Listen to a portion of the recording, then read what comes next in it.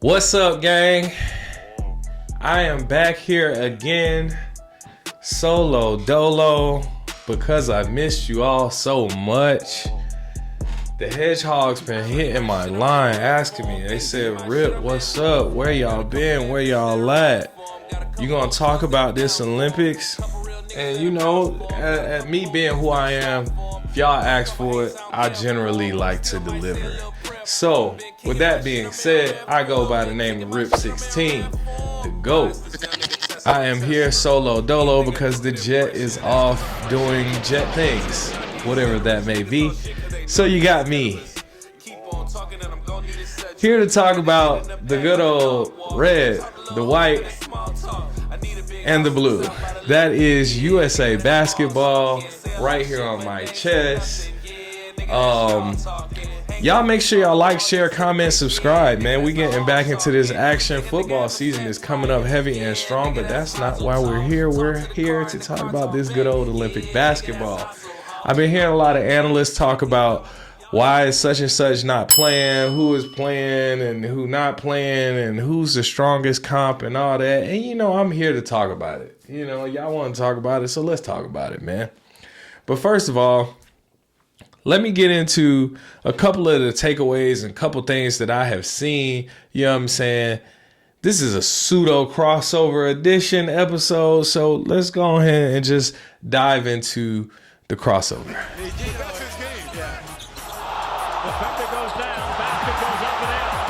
All right, man. So what we got here is a couple of teams that are looking pretty strong from some of these other countries. You know, it's been a lot of comparisons made to this Team USA basketball team, to the 92 Dream team. I mean, the verdict is still out. They do look pretty good. They are playing with a tougher competition level, so I'm not going to discredit them and say that it's not possible. It is. But let me get into some of their comp and some of these other, you know, popular NBA players that are playing for their home countries. One of those teams is Germany. Germany looks very strong. They played against Brazil on Tuesday. You know, Brazil isn't really on anybody's high radar. Germany ended up winning this game by 13.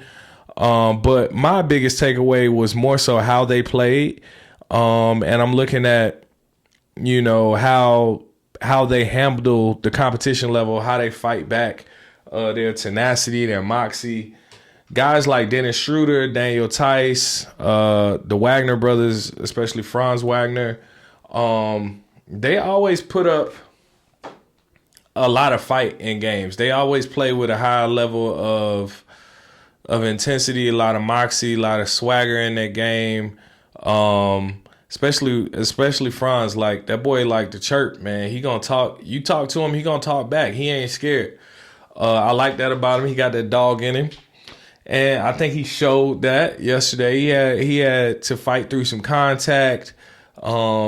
Brazil started knocking down some shots, going on a little run. He comes back and he gonna do his thing right back. So I think that is something, along with the team chemistry, to look out for. Do I think they have enough to upset the U.S.? No. But I do think they are a tough competitor. And I do think they've got history playing together for a while. So I think that is a important factor when it comes to some of these group play games. And as you proceed over these next 2.5 weeks throughout this tournament, you only got 6 games. So it's not like, you know, you have to sustain for like an NBA season. It's only 6 games to get a gold. So, you know, it's room. You know what I'm saying? If somebody comes out and have a good day, don't sleep on anybody. And Germany is one of those teams that I'm not sleeping on.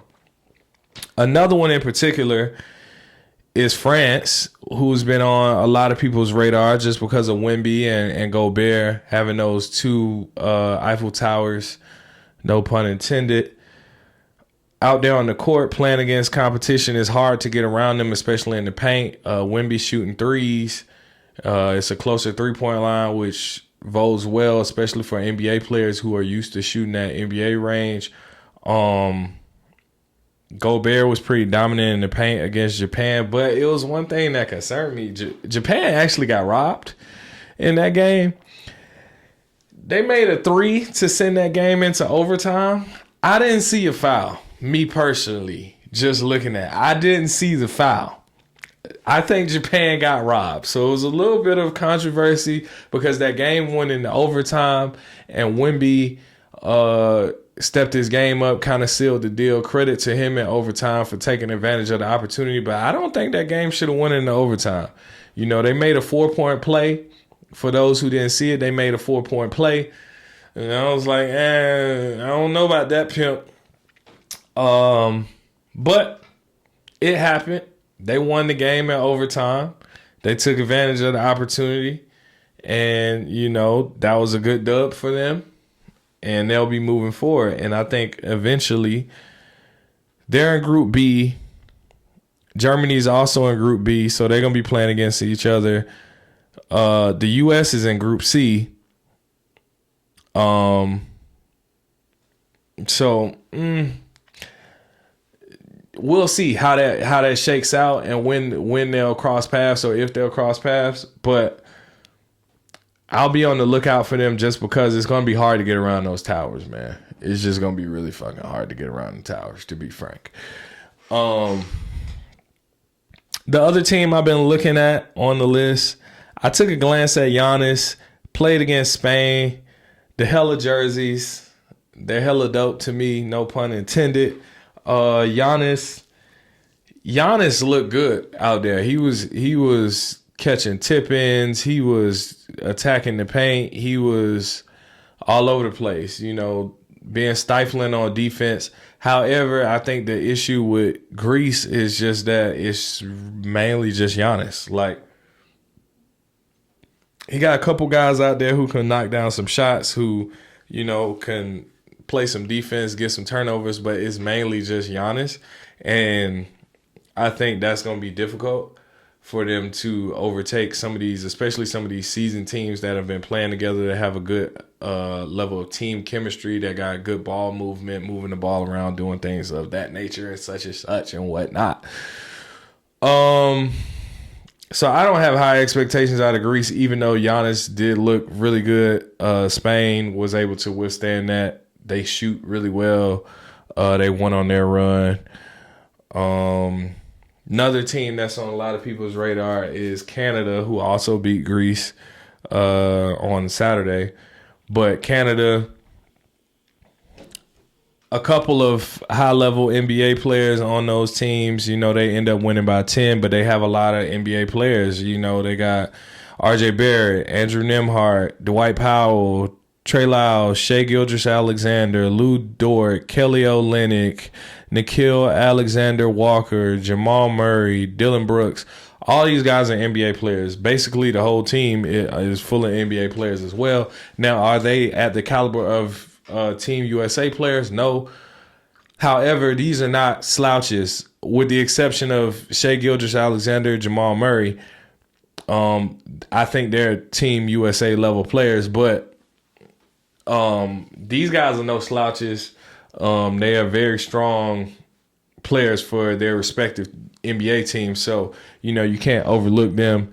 They won by 10 over Australia, who also has, you know, some strong history, and they have some NBA players that have come through the league, but not, you know, to the level of Canada and Team USA. So those are some of the teams that I'm on the lookout for if the USA gets on a crash course. But the main attraction, as we all know, is good old Team USA. A lot of comparisons to Team USA of 92, the Dream Team.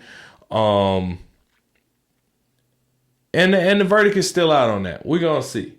But I've been hearing some rumblings on some of these analysts talking about what these guys doing and, you know, how they're playing and who's not playing. And I wanted to get into that. So let's break down some of these topics, man. Let's see what some of these guys on ESPN and some of our favorite shows are talking about, man. So let's get into that. It is Thursday. It is August first, the NFL preseason begins tonight. Jeff Darlington has made his way up from Florida today, brought the heat with him. D. Wood is ready to roll today. Dan Orlovsky is ready to go today. Brian Windhorst is on one of the two banks of the Seine as we speak this morning, and we'll hear from him after we show you what Team USA did against South Sudan yesterday in France. Bear in mind, this Team USA wins easily, so the team has scored 100 or more points in each of the first two games in these Olympics. It's the third time Team USA has reached the 100-point mark in each of its first two games of an Olympiad, joining the Dream Team in '92, and then we did it back in 2016. So Brian Windhorst joins us again, and we are all ridiculously envious of where he is standing. But let's dive into this, Wendy. I mean, so far so good. Obviously, through the two games that mattered, the team has played great. Well respected and known for his basketball prowess is going to be about who did not play. In the first game, it was Jason Tatum. Yesterday, it was Joel Embiid. Yeah, and so Steve Kerr came out after the game last night, Greeny, and basically put out a sermon. Isn't thrilled because he doesn't have to worry about the player asking for a trade or getting re-signed or going to his agent. They are going to put out the lineups that can win. And against the South Sudan, who plays a very athletic, spread the floor, speed game without much size, Joel Embiid didn't make sense. Jason Tatum made more sense in a wing-heavy lineup. He's going to continue to do this. In fact, he announced Jason Tatum will be back out of the starting lineup, and Joel Embiid will be back in on Saturday when they play Puerto Rico in their final pool play game. He's just not focused on what the rest of the world is focused on. He said none of the social media reaction to the way they play matters. The only thing that matters is that they get victories. And I'm going to tell you right now, Steve Kerr is dropping aces. All of his game plans have been working. His lineup changes have worked.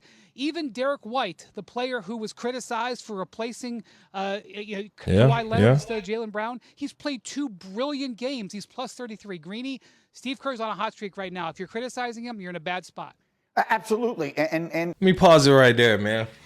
All right, so Brian brings up a couple of valid points, good points. There's a lot of social media rumbling about Kerr's choices, and I think, you know, what he just mentioned about the sermon that he released.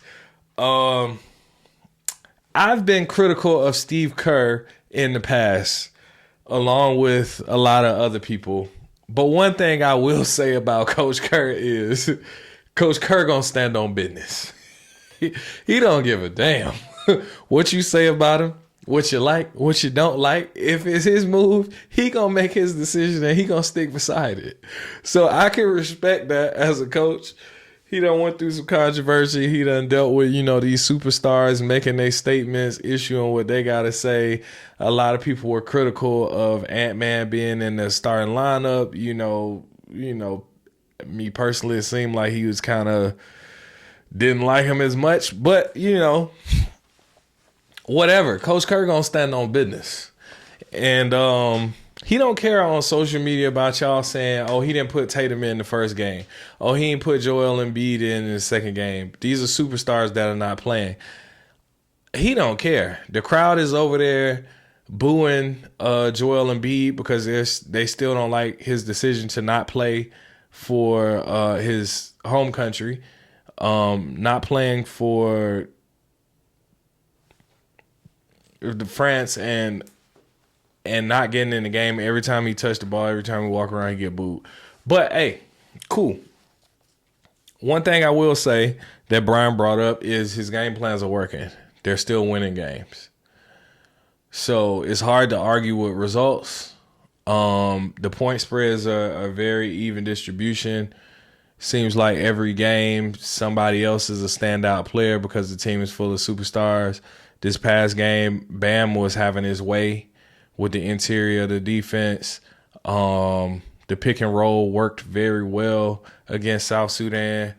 Shout out to those guys. They did do some good work out there on the floor. It's a couple of those guys probably need to be getting some NBA tryouts for real. Number 11, number 5.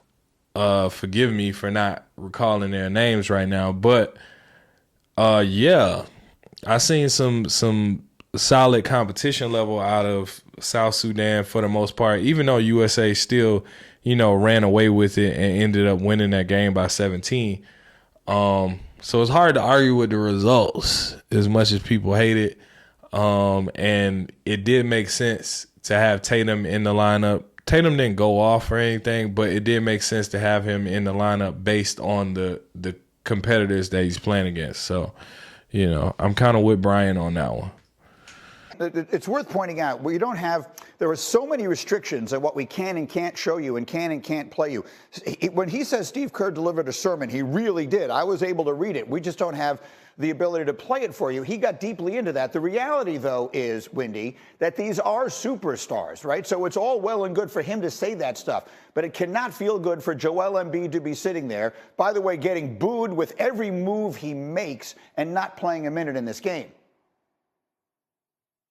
For sure. And look, Jason Tatum said this whole thing has been extremely humbling for him because he just won a championship. He just signed a $300 million contract. He just got on the cover of a video game.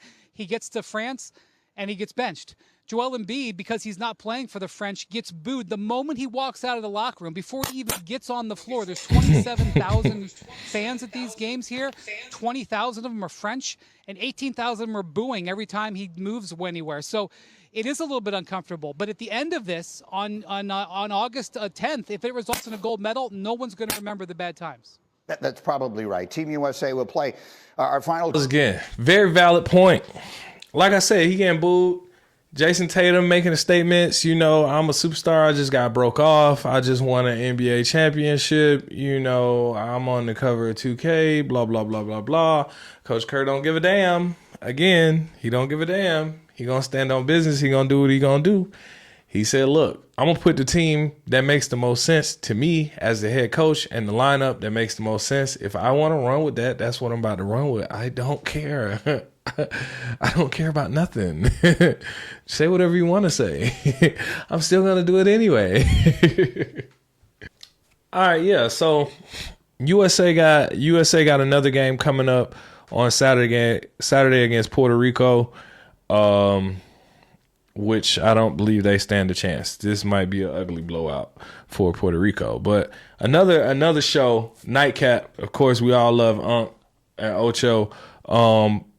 He brought up some similar points and talked about some things. So let's get into that. Embiid, who started against Serbia, did not play at all. Bam Adebayo, was the U.S. high scorer with 16 points. LeBron James finished with 12 points, 7 rebounds, and 5 assists. He became the third player in U.S. history to score over 300 points for the national team in his career, joining KD and Kevin Durant. Steph Curry struggles from the floor. He was 1 of 9 from the field, scored just 3 points, and he missed all 6 of his 3-point tries. Ocho. Pause that real quick. This is a crazy part. We're not even talking about the part that Steph Curry has not been going off. And one of the things that I was expecting out of this is Steph Curry to really cook because he's playing with a shorter 3-point line than he's used to playing. And he's already shooting 3-4 feet behind the line on a regular basis in an NBA game. So playing in a international game where you have a closer 3-point line, I'm expecting Steph Curry to come out here and be a monster, at least from the 3-point line. But that hasn't happened yet, and I'm kind of wondering why he would be 1 for 9 shooting, and I don't feel like we're talking about that as much. We're talking about why Tatum didn't play and why Embiid didn't play, and I'm wondering why Steph Curry is not hitting more shots with a closer line, and his head coach of his real NBA team is the head coach. So, I know he know how to utilize you. He done won 4 rings with you. So, what's up with that? Why ain't we talking about that more? What happened? What's up? You're going to have to do a better job. What? You don't play Jason Tatum none. You're starting. Right. Joel Embiid starts, and now in this game, you don't play him none. Can we find a balance, Ocho? I think the balance is you got to think about this, Unc. So Jason Tatum didn't play, right? Right. You think about Embiid, his knees. He might be still a little injured, might be a little hobbled. He started last game. Okay, sit in this game. The bench is so strong. We talk about we have the best players in the USA playing on this team. Sometimes you could sit and you could pick up the production from other places. KD didn't play fairly well. Steph Curry didn't play fairly well, but everyone else around him did. KD had 14 points. He was 2 of 5. He wasn't you got to think hot, but he was 2 from the line, 3-point line. He was Right. 8 or 9 from the free throw From the line. Bing. That's where the points came from. Yeah. So he had 14. They got 18 points from Bam off the bench. Yeah. They got 13 points from Ant-Man off the bench. They got 10 points. Derek White was 3 for 3 from the 3-point line. They got 10 points from him off the bench. Devin Booker chipped in with 10. LeBron James chipped in with 10. Anthony Davis had 8. So they're look. It's coming from everywhere, though. You're getting points from everybody. Everybody's putting in. There isn't anybody dominating the game week in and week out when they do play. I think that's the great thing and the exciting thing about this team is you don't know who's going to have the hot hand. Even if a person doesn't have the hot hand, everybody's scoring and contributing in their own way. I think we're going to talk about Jason Tatum when he said, look, I won the championship. I got a $300 million contract. Yes, sir. I'm on the cover of 2K, Sports Illustrated. He said, yeah, it was very humbling. Oh, he said it was very humbling. Talking about not playing an entire. I bet it was. Right. Ocho, think about it, Ocho. Yeah. I give you a prime example. Yes, Walter sir. Payton, rest his soul. Walter Payton was so upset because on the 1-yard line, think about all the years when all they had was Walter Payton. Yes, sir. You get the ball on the 1-yard line and you turn around and you bring Refrigerator Perry in the game and you don't let Walter Payton. How many times have you seen Walter Payton go over the top, Ocho? Every time. And he should be, they won. I'm getting into an example about Walter Payton, God rest his soul.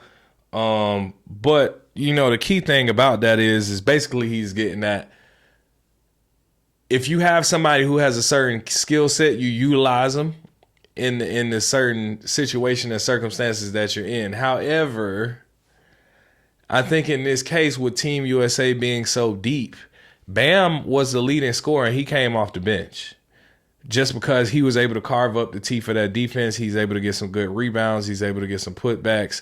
They played with high energy, and Bam was able to match that energy and do what he needed to do to carve up that defense and score. So, again, with Tatum, did they need him? No, they really didn't. KD, he didn't have to go off this game to beat him. No, he didn't. They executed the pick and roll really well. Derek White came out there being a reliable player. Once again, I've been I've given high levels of admiration for Derek White in his game throughout this past season because he earned it. Derek White is a consistent player. He can fit in on any team. I completely understood why he was selected to be on Team USA. Makes plenty of sense to me. Of course, we can all make our Jaylen Brown statements, but again, Derek White came out and did what he needed to do. He made some threes. He played some defense. He got a good block. He hustles after the ball. I think he did have like 3 steals. But Derek gonna come out there and he gonna hoop. He gonna play basketball. He's just a basketball player and can fit in anywhere. So with that being said, I don't think you necessarily need a whole lot from Tatum in certain games. And I don't think, back to what Windhurst was saying, what you gonna do about it? Your agent don't matter. You can't go and trade to another country. It doesn't matter. It's Coach Kerr's ship, and he gonna steer it wherever he want to go. So, I mean, usually in NBA season when these guys make these statements, it usually means a little bit more and it hits a little bit more, but it don't matter, bro. It's 6 games. 6 games. That's it. So we can make all the fuss we want. We can talk about it, go back and forth, jaw jack, whatever. Don't matter, bro. It does not matter. Yeah. But in any event, man, that's the main takeaways I have from this joint. People got their opinions on Coach Kerr's lineup and whatnot, but Coach Kerr don't give a damn. He don't. He don't care about nothing. He's gonna do what he's gonna do, and USA is probably still gonna win just because the team is built for it. You still got Bron, you still got AD, you still got Joel, who's gonna play every other game, which the powers that be over in Philly probably ain't mad at that because he needs some rest. He was banged up in the playoffs, so he probably needs some rest. So not overexerting him during Team USA games, I'm pretty sure Philly's not mad at that. And they still gonna win. You still got Drew Holiday, great on-ball defender. You still got Derek White, all-around baller. You still got Jason Tatum, who is fully capable and stepping into the role and showing up, despite his comments or despite his statements about it being humbling. Ant-Man, full of energy, saying that he's the number one option. Coach Kerr don't give a damn. So I'm not concerned by the media attention on these things. I'm not concerned about them talking about Coach Kerr. I still think at the end of the day, Coach Kerr done won some championships, multiple at this point. And he knows how to manage some talent. I think he comes up with some great schemes, and talent level, they there. So whatever. Again, my name is Rip16 the GOAT. I appreciate y'all rocking with me. Make sure y'all like, share, comment, subscribe. We're gonna be getting into some more of these football talks coming up. We're gonna get into our division games, but right now we're concentrating on this USA energy. I'm gonna spin the block with y'all. I'm gonna come back and we're gonna talk about some of this women's Team USA basketball as well, because I think there's a lot to be said. There's a lot of debate on still about who should have been there, who didn't, attendance levels, all these different things going on. But make sure y'all like, share, comment, subscribe. Stay tuned with me, and I'm gonna stay locked in with y'all, and we're gonna be back again. I'm out. Peace.